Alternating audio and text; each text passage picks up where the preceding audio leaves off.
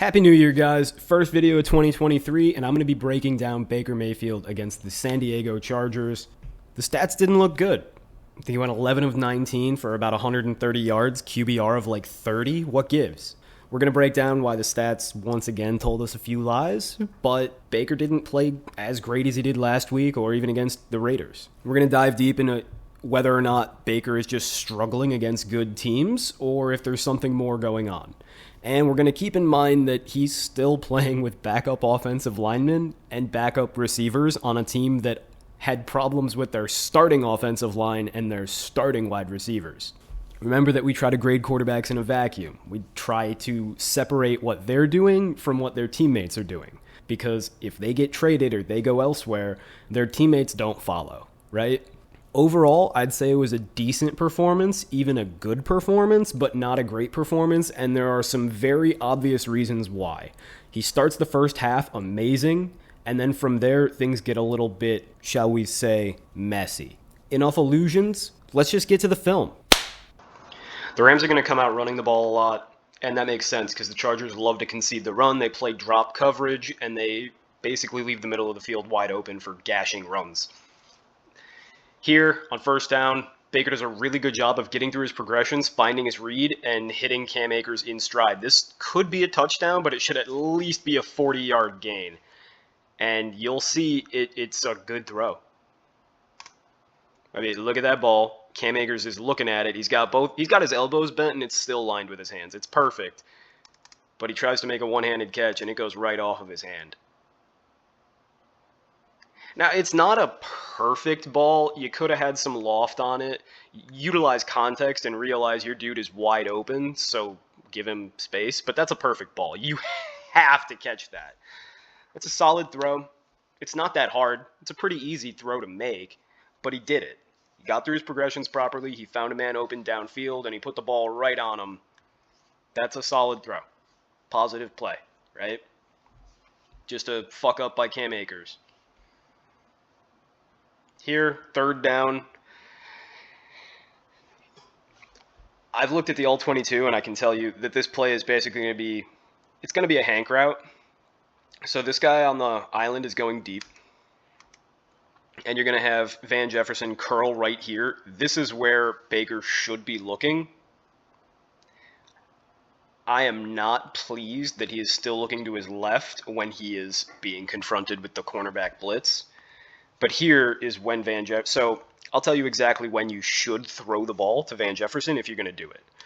Right here, the ball needs to be out. Baker's not on that side of the field yet, so that's not good.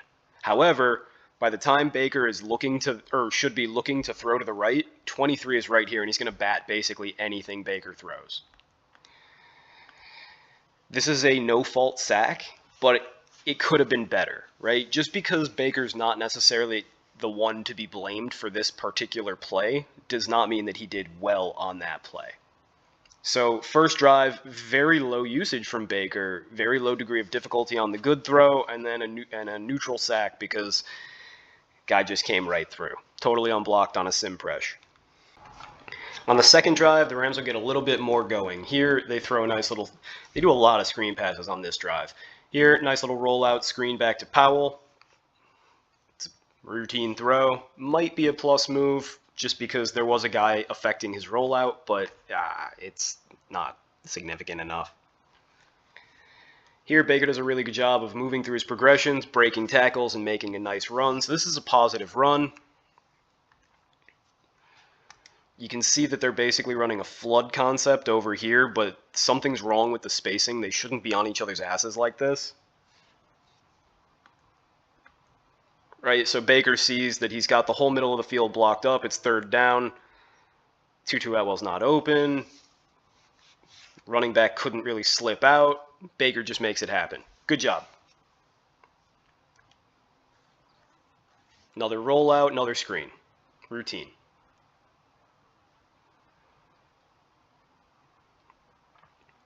He's got Tutu Atwell open right away. He instead wanted to throw it into a tighter window to Tyler Higbee.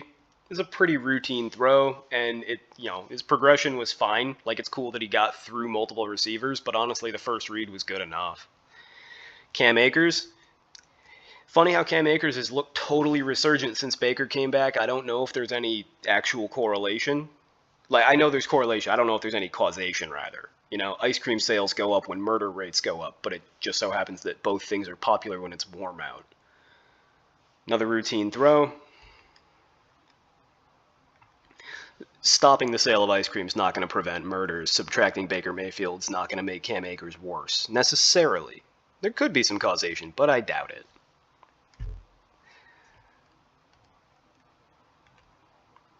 Third and goal, finally they're going to throw it. This is tough, right? Ball's already out, but it looks like Van Jefferson might be open. And again, we don't need the all-22 here because it's such a quick developing play that we can see all the receivers' routes, right? So right here is when Baker needs to know that Van Jefferson's going to be open if he lofts the ball to the back of the end zone. If you see now, again, Baker is basically at this point the ball's out, right? It's almost impossible to stop your throw once you've loaded up. And Higbee's not open. He's basically counting on Higbee just bodying this cornerback by being larger and making a play on the ball, which is not the worst thing, but Van Jefferson's so much more open. And I know, there's a safety right here to cram down on Van Jefferson, which is why you put the ball high and you let him jump and spin for it. It's basically the same play either way, though. It's not a bad progression. It's just I found a guy I like more. I'm not really big on throwing those contested balls to tight ends, but some people who are very, very good, like Tom Brady, love it. So it's a bad throw. It's not a terrible read. It's a mildly negative play, and we move on. Drive 3 is going to be a little bit hit and a little bit miss. Going to come out running, but Baker has been at his best with the Rams when they let him throw the ball down the field. Now that's tough because they don't have any good wide receivers. They're missing both of their top 2 wide receivers, and their offensive line is putrid. But here, Baker creates an opportunity to go deep for himself, and he does really well. That is a great throw, and the all-22 will show us. There's only a couple more plays left in this drive, though, so I'll finish the drive, and then we'll go to the all-22. The reason there's only a couple more plays is because Cam Akers can't get anything going, and here on 3rd and 6, Baker Mayfield does a good job of getting out of the pocket, throwing the ball away against pressure. If you'll look, he could have had a guy open here, but he's already sensitive to the pressure. This is a little bit panicky. I would like to see Baker stand in, throw the ball right here to this over route, and take the hit. But I get it. He's trying to extend the play. He thinks he has something. It's a neutral throwaway because I think that there was a read open, but it absolutely wasn't intentional grounding. This is one of the most ludicrous calls I've ever seen in my life. And Baker Mayfield's reaction on the sideline right after this penalty is called tells you everything you need to know.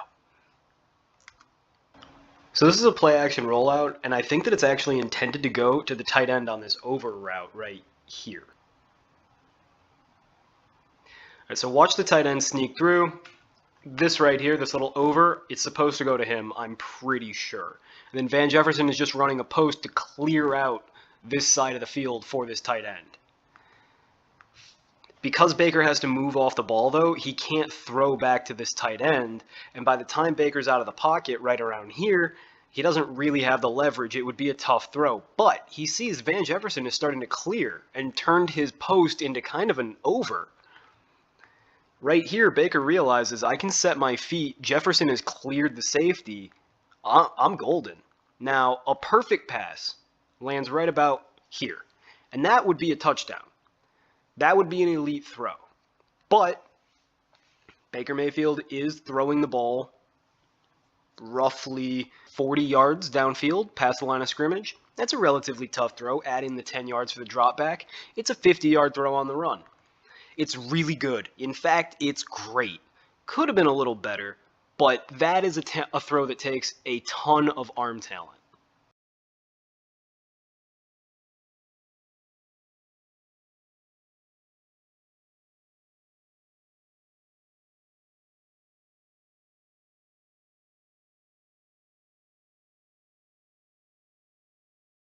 And this is a solid throw.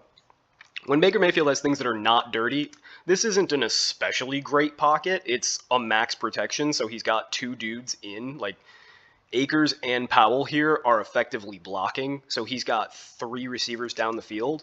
He's very good at making his reads, and he's one of the best throwers of the football in the NFL. The problem is that with the Rams' backup offensive line, like literally 4 backups are starting on this offensive line right now. It's effectively the free agent all-stars of Week 10. And then missing Cooper Kupp and Allen Robinson, his number 1 receiver is Van Jefferson, and I think Ben Skoranek is actually even hurt. So he's really scraping the bottom of the barrel with practice squad players against a defense that has been on fire for the last month.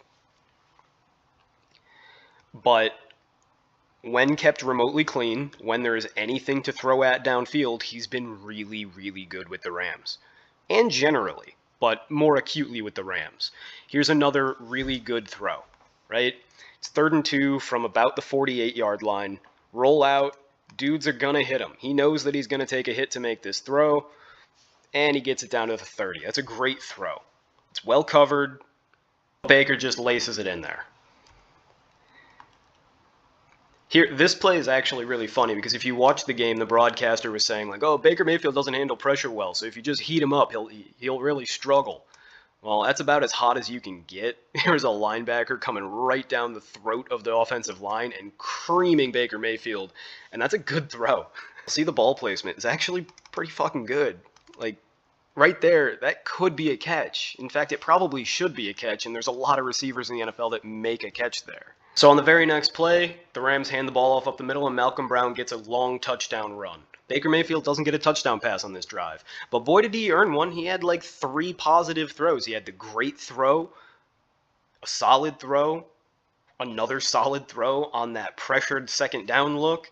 That's a really good drive. It's rare that a quarterback makes multiple good throws on a drive and doesn't get something out of it statistically. So good on Baker. This game was really close, and then the Chargers did the double dip, right? They scored a touchdown or a field goal maybe, going into the half, and then they scored a touchdown coming out of half. So it's the second half. Baker hasn't touched the ball since they either tied the game or brought it within a few points, and it's over. That is why you defer the kick if you win the coin toss. Here, Baker does a really good job of avoiding pressure and throws downfield. Now, great job by Cam Akers to pick up that blitz. Like, watch this. Oof. Baker's got his back turned in play action, and there's a cornerback, or a safety rather, it's Nas Adderley blitzing off the edge. Cam Akers does a really good job to clean it up, and Baker does a really good job throwing a good, almost great ball to a backup tight end. So if you see here, Van Jefferson's breaking open, but he's at about the 30, like this ball's realistically going to have to be at the 35-yard line. Baker is currently at the 30-yard line. That's about a 40 air yard throw. That's tough. Meanwhile, the backup tight end is right here. Safer throw. Take the first down. And Baker puts it on him pretty well. So I could understand if Baker was trying to avoid putting it on his frame to get it over this defensive back. I could also understand if Baker didn't want to lead him upfield lest he get creamed by this safety. All in all, I think this is a great throw because it is very far downfield. And Baker does have to reset his feet. I've crowdsourced it quite a bit, and people that I trust say it's great. I think it could be great or good. Take it or leave it. Either way, it doesn't change his overall grade, but it is an impressive throw. If Baker just stands there hoping that his running back can stuff the safety, then he gets knocked over too like a bowling pin. Routine throw to Tutu Atwell, staying in rhythm, staying in time. And here, this is just bad. So it's a stick route, right? You've got a out on the outside of the tight end. You've got a curl over here on the outside of the left. We can't really see what everybody's doing up the middle of the field. Baker seems to think he's got something, but Baker's careless with his ball. You can't come out this wide in your release, right? People talk a lot about mechanics, and typically I don't give a shit, but here's where it matters. Jay Cutler throws the football like he's throwing darts. Like literally he touches his pointer finger and his thumb to his shoulder, and he lets it go from there. That's a ridiculously small release. Aaron Rodgers notoriously brings the ball up and down in 0.23 seconds, or at least he did in his prime. Ridiculously fast release. Here, Baker gets out long like Justin Fields, and that's when the ball gets slapped away. So that's a sack on Baker and a fumble on Baker. Really negative play, just as bad as throwing a pick. Up until that point, Baker had been extremely clean and played a really, really good game, but that was just bad. And it's going to happen when you've got a bad offensive line. Let me show you how quickly the pressure comes. It's not like he was sitting around all day in the pocket. His lineman got pushed back right away. Here he's at the top of his drop, and he's got a guy a yard away from him. Here the ball should be out somewhere. It's tough because nobody's really open. I guess you could put it to the sideline to Higbee, but he wants something more down the field, and if he's going to stay right here, he needs to step up into this void about where my clicker is, and you'll see he starts to, and then he gets cocky. Not great offensive line play. He thought he had cleared the pressure, but needs to be better. Drive 6, the wheels are going to start to come off. The Rams will come out running the ball. Almost call them the Browns. Here, play action, throwback to the running back, little screen. Cam Akers does a good job to make something out of not too much. But you got penalties pre-snap, people lining up improperly. And here, Baker just, I don't know why he eats this. You'll see it's a motion for Powell. He's running across. Basically, they wanted to get him a running start so that nobody could follow him. And Baker's supposed to catch this ball and throw it to Powell right now. Like, it's supposed to already be out. For whatever reason, you can see these two are basically just blockers. This is for Powell. For whatever reason, Baker wants to wait and see if Powell can get downfield. He might be seeing something. It doesn't really matter because either way, he bails when he gets pressure and he turns this into a neutral run. It's like a 3-yard gain. Fine. It's about the same as a screen probably would have netted. And then here you've got problems with the mesh. The offensive line just isn't holding up at all. 3rd and 15. That's a hope and a prayer for anybody. Baker steps up. That's so close. That's a really close play. I'd like to get another angle on it because, boy, if Baker would have hit this, it would have been mega elite, right? 2+ pocket movements as it stands. It's a bad throw. But if he could, so this ball should be, because of the leverage and everything, it should be about that far outside. It should just be a yard shorter. It should be a yard shorter. I can't find, they didn't show a good replay on the broadcast, and the All-22 is facing the wrong way, so you're not really going to be able to see, but that's a missed opportunity. It's a bad throw, and it could have been a huge play, and it was really close, but they don't give you first downs or even any extra yardage for making a pretty good throw that just quite isn't accurate. Drive 7, this game's over. At this point, we should probably stop grading. It's a 21-point lead, 12 minutes left. This game is completely over. That said, there's film to watch, so we'll watch it, just knowing that it probably doesn't mean much. Here, Baker Mayfield's about to get smoked off the play action, like he hasn't even set his feet and he's about to get smoked. Does a really good job of contorting his body to get the ball out. It's at least 1+ move, but it's a bad throw. It's behind. And yeah, I know he's about to get smoked, and it's nice that he got the ball out, but you gotta hit your open man. Here, Baker does hit his open man, but this is an undrafted rookie out of Montana State. He misplays the ball. See how he stops and starts to jump too early? If he would have kept running and then jumped a little bit later, that's an easy catch. But even as it stands, he almost gets it. This is a good throw. It goes right through his hands.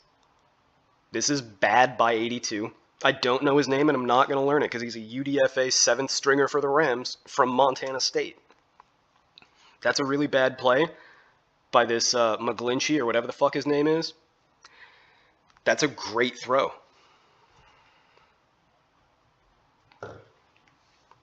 I believe drive 8 will be the last drive, just going off of memory. But like I said, the wheels fell off long ago. On 2nd and 9, Baker's got plenty of time, but nobody's getting open. Does a good job of manipulating the pocket and getting the ball out, but he just misses. That's a bad throw. It's a good pocket movement, but a bad throw. It'll get washed away because of a holding on the other side of the play.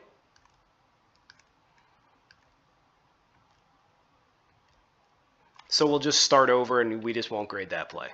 Here, Baker tries to throw a pick 6.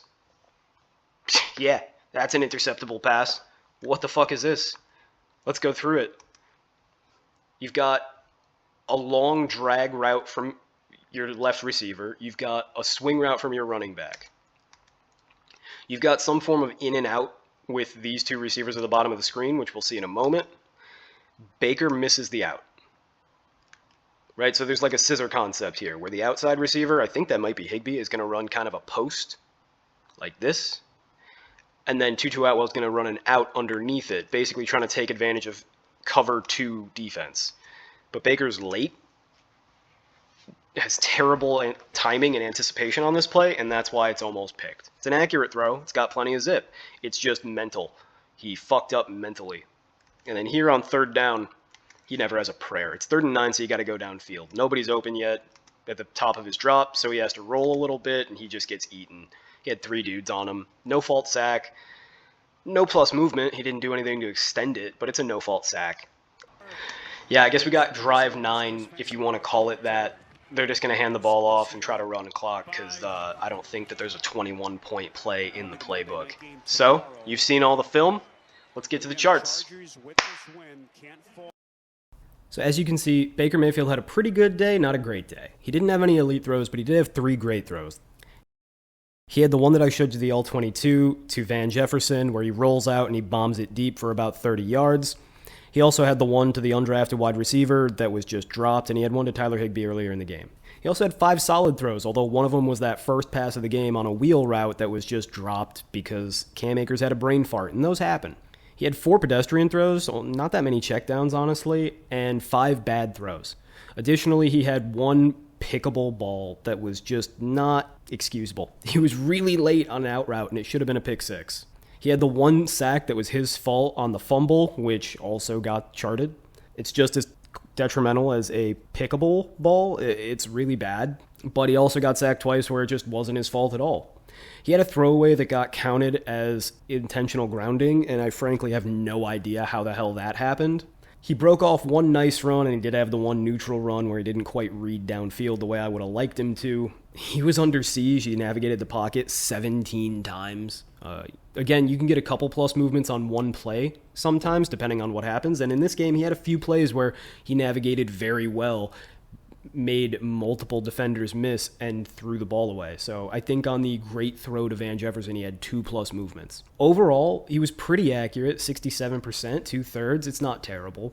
And he created a lot of positive plays. Like I said earlier, when the Rams let Baker Mayfield throw the ball down the field, there's not many quarterbacks better than him. Problem is, when you got a terrible offensive line and bad wide receivers that also happen to be very slow, it's hard to throw down the field. So I get it. The reason that this grade wasn't higher is because Baker did also have some negative plays. And it's not just that he had a relatively average rate of negative plays, it's also that the negatives were so negative. Right? He had the sack fumble in the not the red zone, but in field goal range. And that could have been huge for the Rams. They could have made the game competitive. Hell, they could have taken the lead. Instead, they cough the ball up and the Chargers go and double dip. Additionally, he, at the end of the game, threw a pickable right at the cornerback's hands that should have been a pick 6. He was late against cover 2 on an out route, and the cornerback jumped it in the flat. You can't do that. It's a big no-no. When put into context with the rest of his season, especially with the Rams, it doesn't change much, but it is a nice middle ground. Up until this point, we had 3 games. He had the A+ against the Raiders, awesome game, and then he had a C- against the Packers, which didn't look so good in the cold. His 3rd week last week against Denver, he was literally perfect, but the degree of difficulty was very low. This week, he got to play a good team. Packers were a good team. Chargers are a good team. Raiders are a pretty good team, but their defense stinks, and Denver is a great defense, but one could argue that they gave up. So this was a more reasonable test for him, and he passed. It wasn't an A+, certainly. It was certainly worse than his Denver and Oakland games, or Vegas games. But it was much better than his game against Green Bay, against a similarly talented team. They lost, obviously, and they didn't score many points. But you can argue that they got 3 points taken off the board with the intentional grounding. You could argue that a couple of drops killed otherwise touchdown-worthy drives. It's very reasonable to see an additional 17 points for the Rams, in which case this would have been something of a game against a much better team, despite having backup wide receivers and a backup offensive line. I'm not impressed or proud of this game from Baker. I think it's fine. He produced positive plays at an above-average rate, both in his compared to his Rams tenure and his season as a whole. But he also produced negative plays at a really high rate compared to his season and his time with the Rams. I make these videos because I have an evaluation of the film, and a lot of people disagree with it. I'd like to show you where I'm coming from, and I would love if you pointed out where you think I'm wrong. But as Stephen A. Smith would say, that's enough bloviation. You guys have already had time to read the charts, and I know that that's the only reason you're actually listening to this summary at the end anyway. Till next time, I'll be grinding tape.